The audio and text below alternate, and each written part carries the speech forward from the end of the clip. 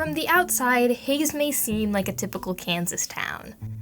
But beneath its unassuming appearance lurks a challenge which threatens its very existence: water scarcity. One of the ways Hays has adapted to this lack of water is by using treated sewer water for irrigation. From sewer to sprinkler, this is the evolution of effluent water in Hays. Water has always been a topic of conversation in Hays, especially in the early 90s when water resources were reaching an all-time low. Back in those days, it was kind of an emergency situation, and so that's where there was a lot of talk. They passed a half-cent sales tax. The voters actually voted to pass a half-cent sales tax for the exploration of water, to try to find new water resources and to help with some of these efforts. One of the efforts born from that crisis was the usage of treated sewer water for irrigation. While Hays has had a reclamation and reuse plant since the late 50s, the volume of water treated drastically increased following those water concerns. Since then, the plant has continued to undergo renovations. The current plant, classified as a biological nutrient removal plant, treats water through a several-step process. The first step in that process is the headworks facility. In Hays, we have about 150 miles of sewer line running in and out of alleyways throughout town. Bigger trunk lines coming this way, but all those 150 miles end up right here. This is by far the most pungent building too, so when I open this door you may get the smell. But the first step in preliminary treatment is a drum screen, and it's pretty much just going to take out trash. Those holes are 6 millimeter, so anything larger than 6 millimeter is going to get trapped in this screen and hauled away as just like regular trash. And we catch everything in there. That's female hygiene products, prophylactics, Barbie shoes, everything you can imagine. We've seen it in the drum screen.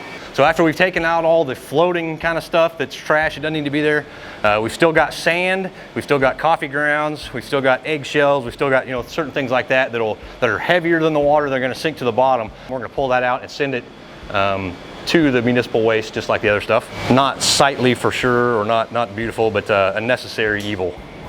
Third stop in the journey of this water really is kind of this step right here. This is the aeration basin. This is 185 foot, about 4.5 million gallon basin. This plant treats about 1.7 MGD, million gallons per day. So this will hold about 2 days worth of flow. That gives it plenty of time to go in and out. And this is really the magic step. This is how we get rid of the nitrogen and the phosphorus and the BOD and the ammonia.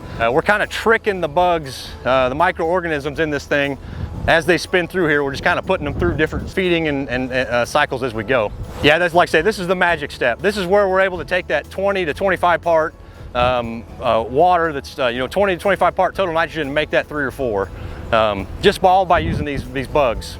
So this is the disinfection UV building. So every gallon of water that is discharged from this facility gets a dose of UV. Now, if it's going to be reused either at the golf course or on site or by somebody, it goes through this big unit right here, which is a 30 bulb UV module. That thing is like hitting the water with a lightning bolt. There's nothing that survives that's going through there.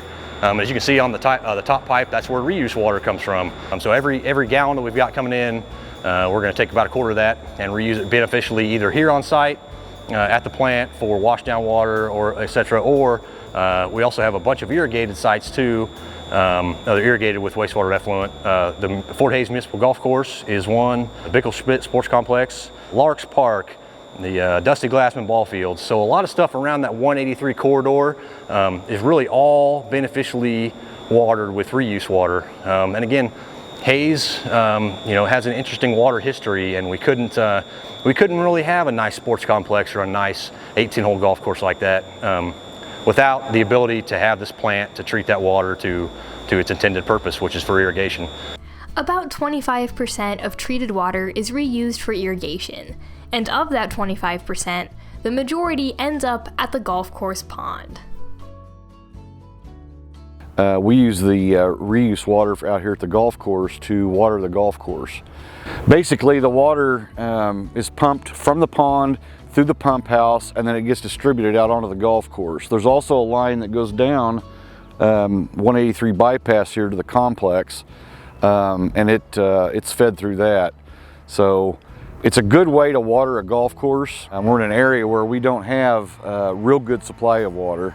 And so it only makes sense that we use the reuse water instead of fresh drinking water for that purpose. You know, if we didn't have the reuse water, we would not have an irrigated golf course. I'm pretty confident in that. Between reusing wastewater and other conservation measures, Hayes is now in a better place than it once was. Overall, we are doing very well. Our well levels are still good. It all could change with a matter of, you know, a major drought within several years. So just the awareness of some of those treatment practices and the maintenance of all the infrastructure that goes with that, doesn't matter where you live. That's all very critical to our way of life, and I wish more people would pay attention to those things and maybe know a little bit more about that end.